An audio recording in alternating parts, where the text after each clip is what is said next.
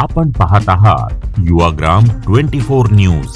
सडेतोड बातम्या म्हणजे फक्त युवाग्राम न्यूज नेटवर्क.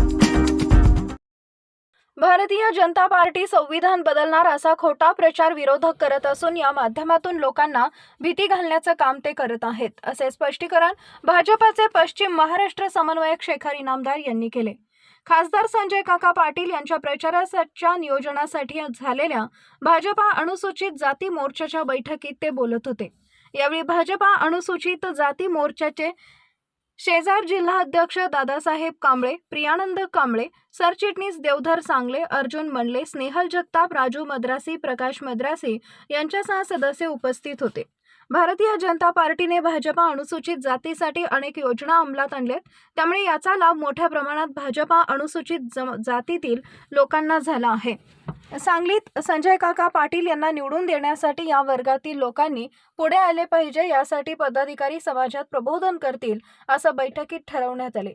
शेखर इनामदार यांनी भाजपा अनुसूचित जातीसाठी राबवलेल्या योजनांची माहिती दिली.